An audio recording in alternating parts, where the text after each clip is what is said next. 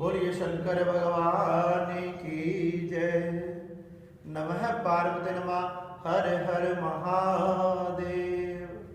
भगवान शिव शंकर ने सनत कुमारों को बड़ी ही सुंदर सोमवार के व्रत की महिमा बताई। अब भगवान शंकर श्री सनत कुमारों को श्रावण मास का 7वां अध्याय श्रवण करवाते हैं। भगवान शंकर कहने लगे, श्रावण मास के मंगलवार को मंगला गौरी नाम का व्रत किया जाता है। इसे कुंवारी कन्याएं अपने विवाह के लिए करती है और अगर वो इस व्रत को धारण करे तो इससे उन्हें सौभाग्य की तथा सुंदर वर की प्राप्ति होती है।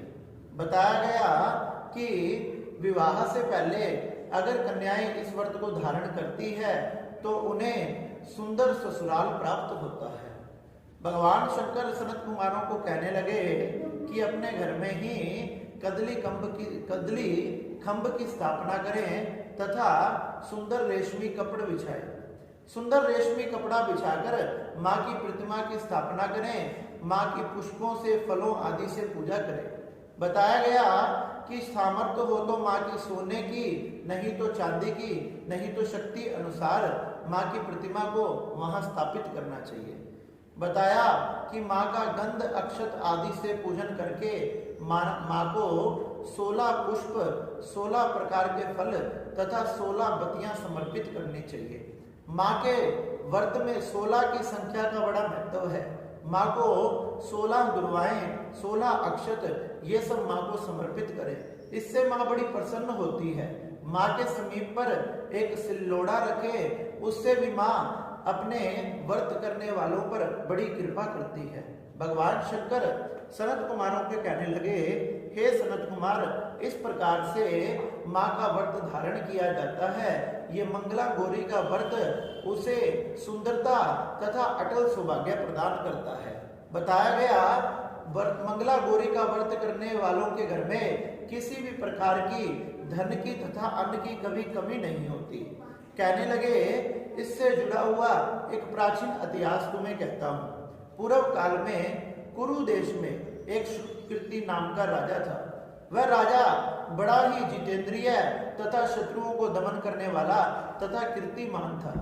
उस राजा के यहाँ पे किसी भी प्रकार की कोई कमी नहीं थी तथा धन दान की बड़ी वृद्धि थी। वह राजा पुत्र की तरह अपने सारी प्रजा के पालन करता था। राजा के किसी भी प्रकार का दुख नहीं था, लेकिन एक ही दुख जो राजा को सताता था वह ये था, उस राजा के कोई संतान नहीं थी। राजा ने संतान की प्राप्ति के लिए बहुत से उपाय करे, लेकिन फिर भी उन्हें संतान की प्राप्ति नहीं हुई। एक समय जब राजा देवी की आराधना किया करता था तो देवी के समक्ष बैठकर माँ से प्रार्थना करने लगा, हे माँ, आप कृपया करके मुझे संतान प्राप्त करवाएं। आपकी ही पूजा करते हुए मुझे वर्षों व्यतीत हो गए, आप भी इसका फल मुझे प्रदान नहीं करोगी तो क्या होगा। माँ ने राजा के सपन में आज दर्शन दिए और कहने लगी, हे पुत्र, तुम ऐसी चीज को मांग रहे हो जो तुम्हारे भाग्य में नहीं है।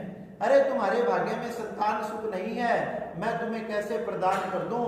तब राजा ने कहा कि माँ, अगर आपकी कृपा हो तो क्या पुत्र को प्राप्त नहीं हो सकता।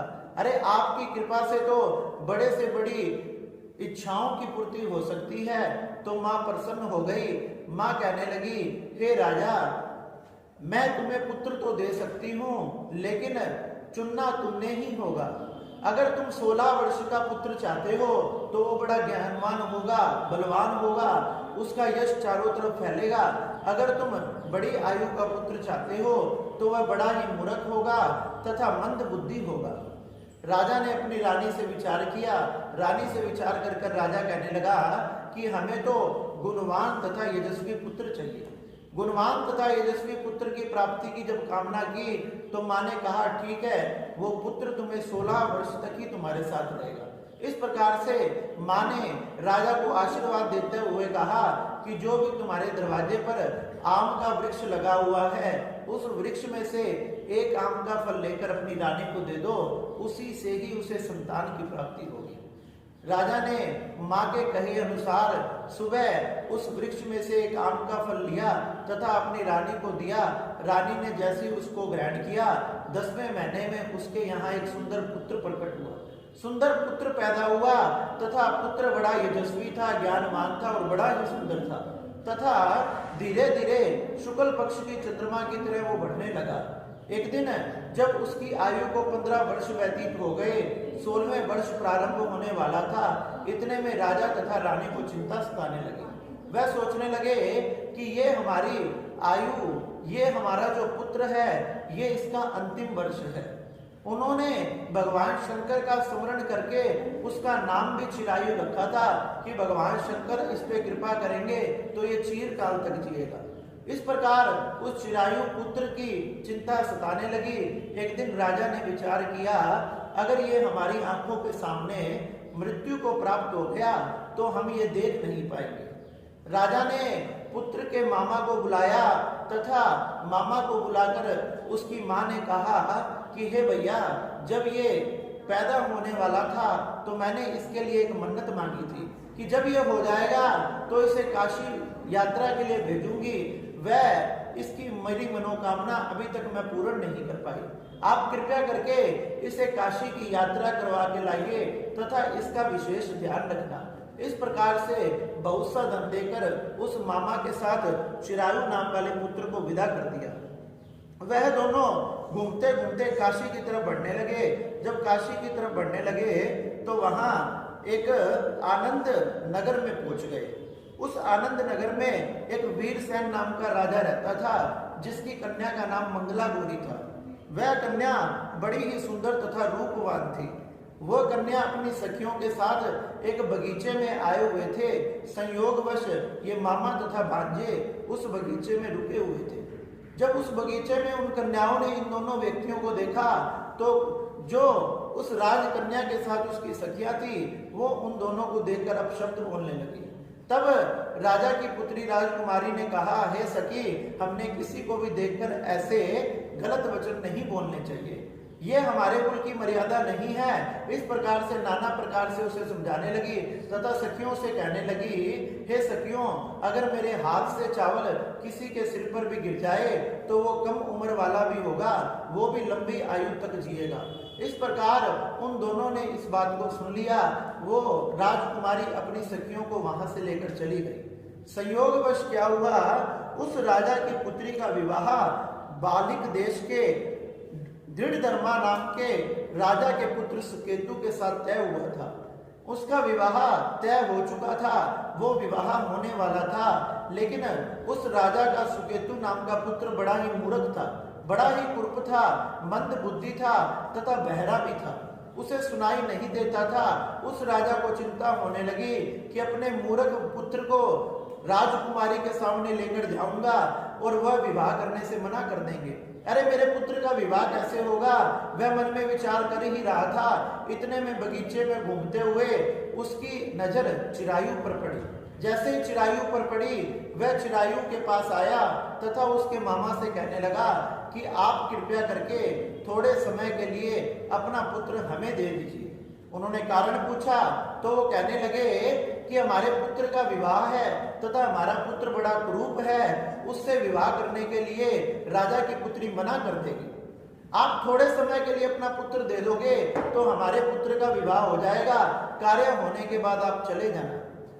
जब पुत्र के मामा ने मना कर दिया कि कोई धन मांगता है, कोई अन्न मांगता है, कोई वस्तु मांगता है और विवाह में वर देना कहाँ का रिवाज है, ये मैं नहीं दे सकता। इस प्रकार से वो लाखों प्रकार से समझाने लगा, ये बड़ा ही परोपकार का काम है। पुत्र के मामा ने तो पहले ही बगीचे में सुन लिया था कि वह राजकुमारी बड़ी शक्तिशाली है। अगर उसके हाथ से कोई भी चीज मेरे पुत्र पर गिर गई या मेरे पुत्र के पास रह गई चिरायु के, तो ये लंबी आयु वाला हो जाएगा। इस प्रकार से मामा चिरायु को देने के लिए प्रसन्न हो गया तथा उस राजा ने चिरायु को ही राजकुमार बनाकर महलों में लेकर गया। महलों में अच्छा स्वागत किया गया, वो खूब भोजन खिलाया गया तथा फिर विवाह का कार्य आरंभ किया गया। विवाह का कार्य, विवाह के रीति रिवाज पूरे हुए, सप्तपदी पूरी हुई, मांग भरी गई, मंगलसूत्र पहनाया गया तथा उसके बाद जो मंगला गौरी नाम की कन्या थी उसके पिता ने कहा आप कुछ समय के लिए यहीं ठहर जाए। तो राजा ने अपनी पुत्री को तथा अपने जमाई को एक कक्ष में ठहरा दिया। कुछ समय बाद देर बाद वहां रात हो गई। जब रात हुई तो उसी दिन उस चिरायु का 16वें वर्ष का अंतिम दिन था।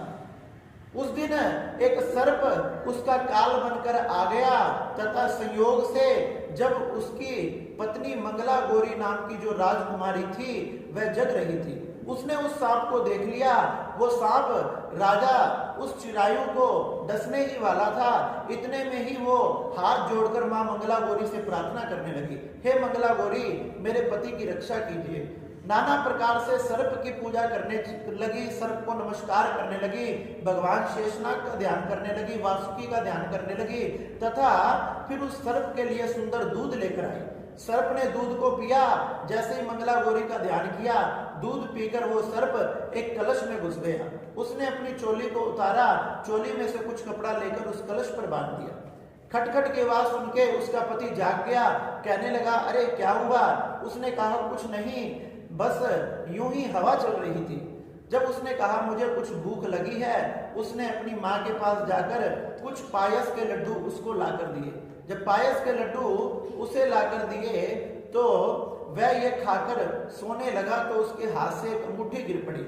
रानी ने वो अंगूठी अपने हाथों में पहन ली तथा जैसे ही उसका पति सो गया तो उसने क्या किया, उस कलश को बाहर ले जाकर फेंकने लगी। जैसे ही फेंकने लगी उसमें से बड़ा प्रकाश प्रकट हुआ, वो चमकने लगा। रानी ने सोचा, उस मंगला गौरी ने सोचा इसमें से इतना प्रकाश क्यों आ रहा है। जैसे ही उसने कपड़ा हटाकर देखा उसमें से सुंदर हीरे का हार चमक रहा था। उस हीरे के हार को उसने धारण कर लिया तथा अपने पति की खूब सेवा करी। इस प्रकार से जब सुबह हो गई, कुछ दिनों बाद जब चिरायु के मामा उसको ले गए तथा उसकी जगह अपने पुत्र सुकेतु को खड़ा कर दिया, उसकी पत्नी मंगला गौरी ने उसे पहचानने से मना कर दिया, ये मेरा पति नहीं है, ये तो बड़ा कुरूप है, ये मेरा पति नहीं है, मैंने अपने पति के दर्शन किए हैं। अगर तुम मेरे पति हो तो तुम मुझे बताओ कि रात को तुमने मुझे कौन सी अंगूठी प्रदान की थी, तुमने मुझे कौन सा हीरा प्रदान किया था, और जब तुम्हें भूख लगी थी तो मैंने तुम्हें कौन से पदार्थ ला के खिलाए थे। जब इस प्रकार से वो सुकेतु नाम का उस राजा का पुत्र कोई जवाब नहीं दे पाया तो सब सोचने लगे कि मंगला गौरी सही कह रही है। इस प्रकार से नाना प्रकार की बातें पूछी गई, लेकिन एक भी बात ना बता पाए। उनके चाल को, उनके इस गलत कर्म को सभी समझ गए। उनको वहां से विदा कर दिया गया तथा राजा ने अपनी पुत्री को अपने महलों में ही रखा। एक बार राजा ने एक सत्र यज्ञ किया, वहां दूर दूर से संत महात्मा आदि आए। इतने में बहुत समय व्यतीत हो चुका था। वो मामा तथा भांजे भी काशी की यात्रा कर कर वापस लौट रहे थे। वो कहने लगे, वो भांजा अपने मामा से कहने लगा, हे मामा जी, ये वही नगर है जहां हमारा विवाह हुआ था। इस प्रकार वो नगर से निकल ही रहे थे। इतने में उस राजकुमारी की दृष्टि जो महलों की अटारी पर खड़ी थी अपने पति पर गई। जैसे अपने पति पर गई, पति को पहचान गई, दूर से महलों की अटारी से ही शोर मचाती हुई नीचे आई, पिताजी पिताजी पिताजी पिताजी, मुझे मेरे पति मिल गया, पति के दर्शन हुए। कहाँ पुत्री? वो हमारे महलों के सामने के रास्ते से जा रहे हैं।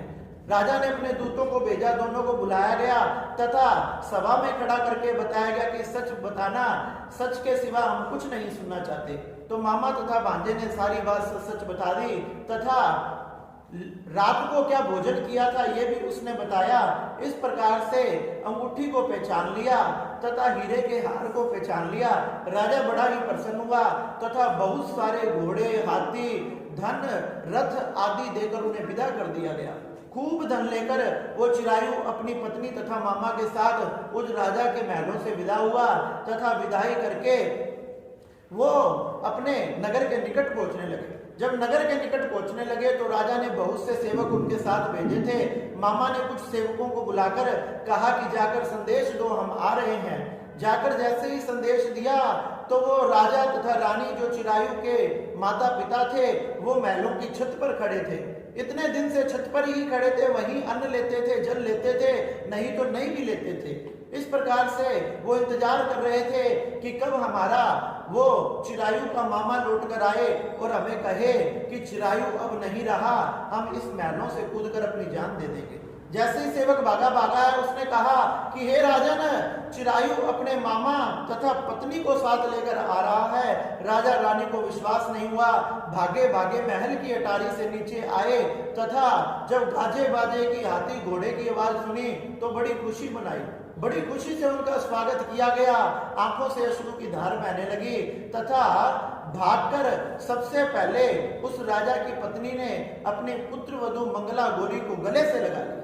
गले से लगाकर उसे अपनी गोद में बिठाया और कहने लगी, हे पुत्री, तूने ऐसा कौन सा पुण्य किया है जिससे मेरा पुत्र चिरायु अभी तक जीवित है? क्योंकि इसकी आयु केवल 16 वर्ष थी और 16 वर्ष से ऊपर इसे हो चुके हैं, अब तक ये जीवित है, इसका क्या कारण है? जब वो कहने लगी, माँ मैंने कुछ नहीं किया, मैं तो केवल माँ मंगला गौरी के व्रत करती हूँ, उन्हीं की पूजा करती हूँ, बस ये उन्हीं की पूजा का प्रभाव है। माँ ने बड़े प्रसन्न होकर माँ मंगला गौरी को नमस्कार किया और माँ भी माँ मंगला गौरी के व्रत करने लगी। इस प्रकार से हे सनत कुमारों, जो मंगलवार को मंगला गौरी का व्रत धारण करता है उसे सभी प्रकार से संतान की, सौभाग्य की, वर की तथा धन तथा अन्न की प्राप्ति होती है। इसलिए श्रावण मास में मंगलवार को मंगला गौरी का व्रत बड़ा ही शक्तिशाली है। जो भी भक्त इसे धारण करते हैं उनकी सभी मनोकामनाएं पूर्ण होती है। इस प्रकार से सनत कुमारों को भगवान शंकर ने यह 7वां अध्याय सुनाया। बोलिए शंकर भगवान।